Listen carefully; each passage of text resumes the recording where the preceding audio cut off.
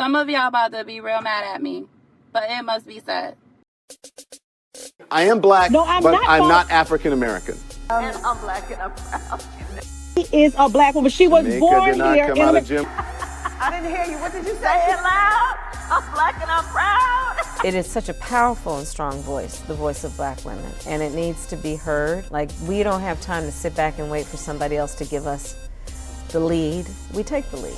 Around maternal mortality, I have actually sponsored a bill and intend, as President of the United States, to make sure it is passed, around recognizing that black women are 3 to 4 times more likely to die in childbirth. It is literally about racial bias in the medical health profession.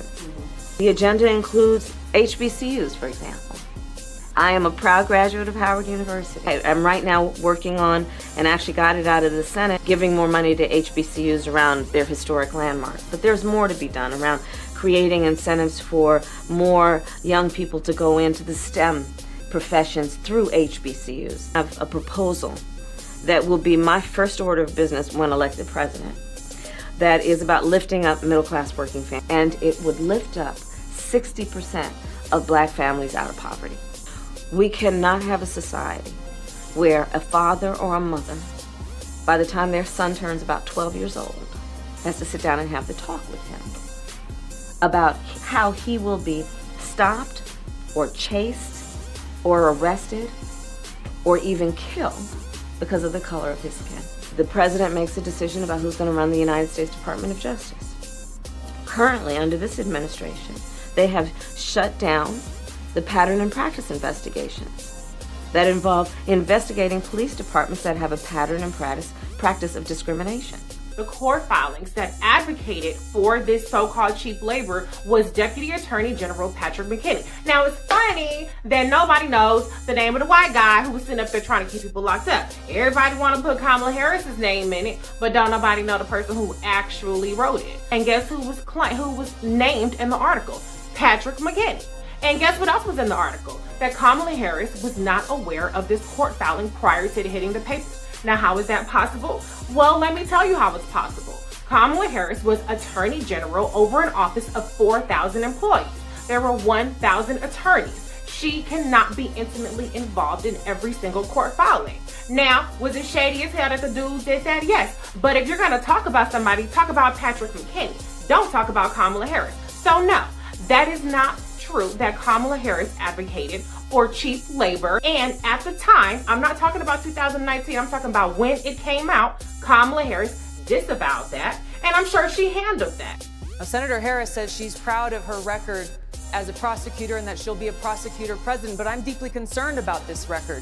This is going to sound immodest, but I'm obviously a top-tier candidate. She put over 1,500 people in jail for marijuana violations and then laughed about it when she was asked if she ever smoked marijuana. I didn't think it was a genuine moment simply because if you want to attack, Senator Harris for, I guess, contributing to putting people in jail for drugs, then why wouldn't you attack Joe Biden? NBC News report, Russian propaganda machines favors Gabbard. So when I look at all of that, I'm concerned.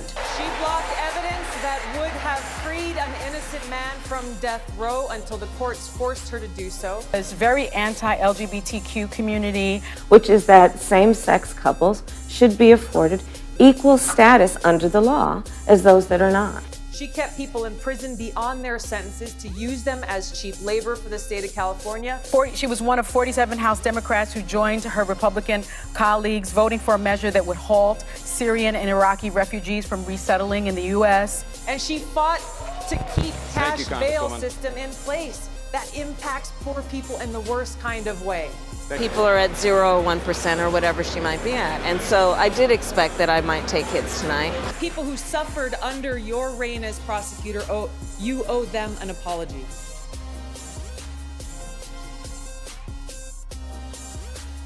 I think a lot of what he churned up in the primary campaign was very hurtful in the general election against me. And I see him doing the same thing. I see him, with his supporters. He doesn't disown the things they say about, some of my favorite Democrats, people like Kamala Harris, who is out there speaking up and speaking out, and she's being attacked from the left. Enough. with Kamala Harris in particular is somebody who does lack the foreign policy experience, definitely a member of the establishment, would just adopt an establishmentarian view. Enough. You've always been against the death penalty. People who really know your record are going to look at that and think, she's not, it seems like she's not telling the truth there. When I was in the position of having to decide whether or not to seek a death penalty on cases I prosecuted, it is the will, I believe, of a majority of people that the most severe crimes be met with the most severe consequences, and that life without possibility of parole is a severe consequence. The political blowback for Harris was enormous. I made a very difficult decision that was not popular to not seek the death penalty. Dianne Feinstein indirectly rebuked the new DA for not seeking the death penalty. The hundreds of officers gave Feinstein a standing ovation. History shows that, and I am proud of those decisions. Enough. Gabbard was right. Enough. She's going to lie just in the same way that she would. I mean, she just said what she supported. If you say, like, are you serious about it, though? Enough. About Kamala Harris. I've known Kamala Harris for 20 years. Just like Obama, he struggled in a couple of those early debates, and then he got better and better. Yeah. Kamala Harris will review those tapes, and she will come back, and anybody who thinks that you just saw the best of Kamala Harris, wait till the next debate. But Republicans like Tulsi.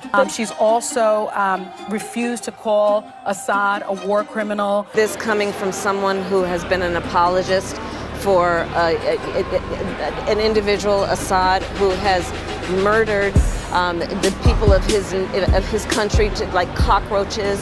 Scattered in the mud, the bodies of lifeless children suspected of being poisoned in a chemical attack allegedly orchestrated by their own government.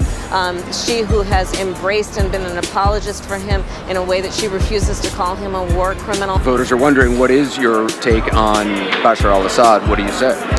My take is one of a soldier, so I will never apologize. Do you consider him a torturer or murderer?